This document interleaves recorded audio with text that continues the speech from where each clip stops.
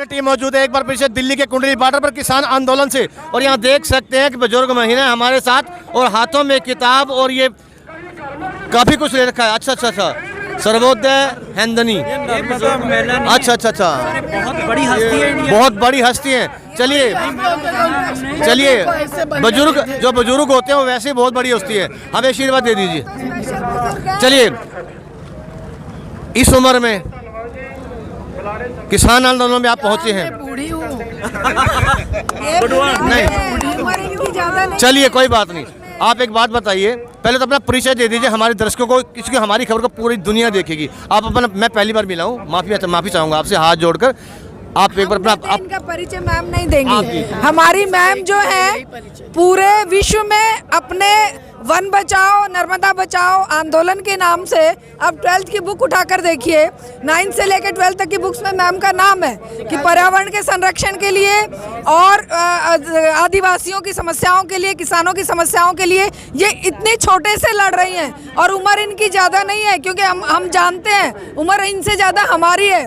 हमने इनको बड़े होते देखा है, हमने इनको संघर्ष करते देखा है। एक बार तालियां हो जाएं।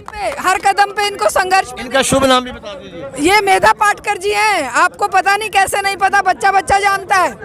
हमारे देश का, हमारे विश्व का बच्चा जानता है मेधा पाटकर को। मैंने पढ़ाया है, मैं 40 साल प्रिंसिपल रही हूँ, मैंने पढ़ाया है मेधा पाटकर जी को, मैंने बुक्स में पढ़ाया बच्चे। चलिए मेघा पाटकर जी, बड़े होते तो देश मेघा की हालत ऐसी होती क्या? पाटकर जी, हम सब लोगों को विनम्र रहना चाहिए। हम सब बहुत सारे साथी आइए ना।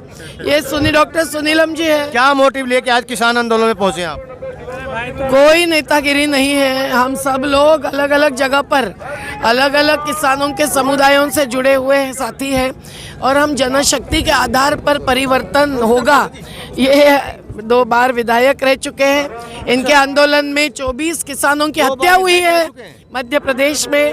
और आज हम सब लोग, ये प्रतिभा शिंदे हैं महाराष्ट्र की, ये मृगांक भाई है यहाँ के ही है संगठन के, हम सब लोग अखिल भारतीय किसान संघर्ष समन्वय के कोर कमेटी के सदस्य हैं। और हम सब लोग कायम ही वर्षों नहीं दशकों से किसानों से, मजदूरों के साथ, आदिवासियों के साथ, पशुपालकों के साथ, मछुआरों के साथ लड़ते आए हैं। तो इस आंदोलन का ये महत्ता है कि ये आंदोलन अब राष्ट्रीय आंदोलन है। यहाँ पंजाब और हरियाणा की ताकत है, हमारे अपने अपने क्षेत्र में किसानों की ताकत है।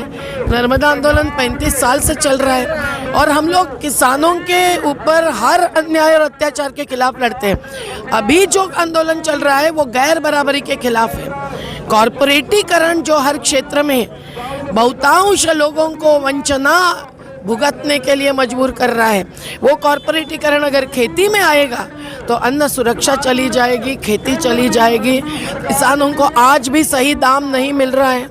ये सब जो अन्याय है उसको हटाने के बदले मोदी जी किसानों को, किसानी को कॉरपोरेट्स के हाथ में सौंपकर उनको मुनाफाखोरी, जमाखोरी, सबकी सहूलियत और छूट दे रहे हैं। ये लूट की छूट मंजूर नहीं कर सकते किसान। और ये आंदोलन की विशेषता है कि इतने महीने चल रहा है, इतने साल हम लोग संसद मार्ग घेरते हैं इस मुद्दे पर, एमएसपी और कर्ज मुक्त पर, कभी भी हिंसा को अपनाया नहीं है। सब झूठे आरोप सरकार करती है पर वो ज़्यादा लंबे चलते नहीं। स्वामीनाथन रिपोर्ट को लेकर क्या कहना चाहेंगे आप?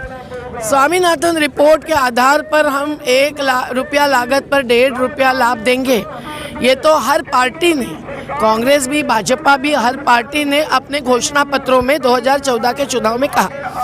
लेकिन स्वामीनाथन आयोग का जो फॉर्मूला है वो, इनका गणित इतना कच्चा है कि ये बच्चे से भी अच्छे आकलन कर सकते थे, लेकिन नहीं कर रहे जानबूझकर, क्योंकि लागत में जो श्रमिकों के, किसानों के परिवार का जो श्रम है उसका मूल्य वो आंक नहीं रहे। जमीन और प्राकृतिक संसाधन ही पूंजी है किसानों की, पैसे से खेती नहीं बनती है, ज़मीन, पानी चाहिए और श्रम चाहिए, तो उसको भी वो नहीं आंक रहे हैं। इसीलिए वो लागत कम से कम दिखाकर जो लाभ आश्वासित करते हैं वही झूठ है। हमने कैलकुलेशन किया, कपास को 9,000 रुपये क्विंटल मिलना चाहिए, मकई, गेहूँ को 3,500 रुपये क्विंटल मिलना चाहिए, सोयाबीन को 10,000 रुपये क्विंटल मिलना चाहिए। ये हम साबित करने को तैयार है अगर वो बैठे चर्चा में। ये सभी बातें सरकार की समझ में क्यों नहीं आ रही? समझ में आ रही है, अच्छी तरह से समझ रहे हैं। उनके मन की बात उन्होंने बता दी कि वो कॉरपोरेट्स के पक्ष में है, और ये 3 कानूनों से वो झूठे प्रचार में लगे हैं कि ये किसानों के पक्ष में। देश के प्रधानमंत्री आज अपने मन की बात में ये कहा है कि जो किसान बिल या कृषि बिल पास किए हैं, इससे किसानों को बहुत फायदा होने वाला है, और ये बात किसानों की समझ में नहीं आ रही है। तो यहाँ आकर आमने सामने डिबेट क्यों नहीं चलाते? यहाँ आकर आमने सामने डिबेट क्यों नहीं चलाते? लोकसभा में विरोधी दलों को सवाल पूछने का भी अवकाश क्यों खत्म करते हैं? और अगर पहले ही बोलते हैं कि एमएसपी कायम रहेगी, तो 3 कानूनों में एमएसपी को कानूनी आधार क्यों नहीं देते हैं? और मंडियों के साथ जो दूसरी मंडियां खोल रहे हैं उनको टैक्स फ्री क्यों करते हैं? और कॉन्ट्रैक्ट फार्मिंग में अगर किसान फंसाया गया तो कोर्ट में जाने से मना क्यों कर रहे हैं? इनको पता है कि वो किसी भी मुद्दे पर जीत नहीं सकते हैं, इसलिए वो बातचीत भी नहीं कर सकते हैं, बातचीत में चीत हो जाएंगे, ये उनको डर है। अगर डर नहीं है तो हमारा कहना है कि उन्होंने तत्काल संवाद चालू करना चाहिए। पूरे पंजाब के किसानों के संगठनों ने कहा है कि हमारा 500 संगठनों का राष्ट्रीय समन्वय बड़ा बन गया है, सबके प्रतिनिधि उसमें होने चाहिए, क्योंकि वो पंजाब को अकेला निकालना चाहते हैं। ऐसे हम नहीं होने देंगे। पंजाब की गुड्स ट्रेन रोकी, तब हम मानसा में पहुंचे। हम लोगों ने सब जगह से प्रस्ताव पारित किए, और 2 विधेयक जो हमने लोकसभा राज्यसभा में डाले हैं बिल्स, उसमें पंजाब के किसानों के संगठन भी शामिल होकर 2 साल पहले से हम कह रहे हैं कि उस पर किसानों का एक विशेष संसद सत्र ले लो।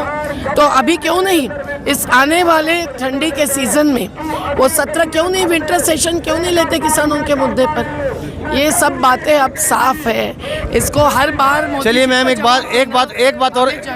बात बता दीजिए, क्या लगता है आपको इन कृषि बिलों के पीछे, इनको लागू करने के पीछे सरकार की असली मंशा है क्या? मंशा है कि कॉरपोरेट्स की तिजोरियां भरे, सार्वजनिक संपदा उद्योग बेचकर सार्वजनिक तिजोरी खाली कर रहे हैं, और अब किसान की खेती खरीदकर या घाटे का सौदा बनाकर या खींचकर भूमि अधिग्रहण कानून भी लागू न करने देकर 2013 का व्यवस्थित रूप से ये क्या चाहते हैं? ये कॉरपोरेट्स को अब्जाधीश बनाना चाहते हैं। इसीलिए मुट्ठी भर 8-10 घरानों को इन्होंने 68,000 करोड़ की छूट दे दी। पूरी जो अंतर्राष्ट्रीय साहूकारी संस्था है, वर्ल्ड बैंक, ADB, AIIB, ये सभी संस्थाओं से उन्होंने 9 एग्रीमेंट्स किए लॉकडाउन में, 40,000 करोड़ रुपए लिए। लॉकडाउन ग्रस्त लोगों को बैंक अकाउंट में डाला नहीं, केवल केंद्रीय कर्मचारियों को दिए।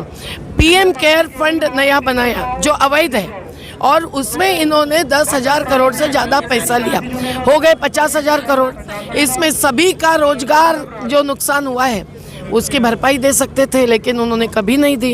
किसान तो इनका मनीषा यही है कि चुनाव में ये कॉरपोरेट पूंजी उनके काम आती है, जिस पर सूचना का अधिकार। मैं भी यही सवाल पूछने वाला था कि इस कानून से पूंजीपतियों को फायदा होगा, कॉरपोरेट घरानों को फायदा होगा, उससे इनकी राजनीति में पूंजी निवेश होता है, और इसी पूंजी का। हाँ, और उस पर कोई कंट्रोल सूचना के अधिकार कानून का भी ये नहीं रखना चाहते हैं। तो ये उनकी मनीषा नहीं है, ये साजिश है। साजिश है ये।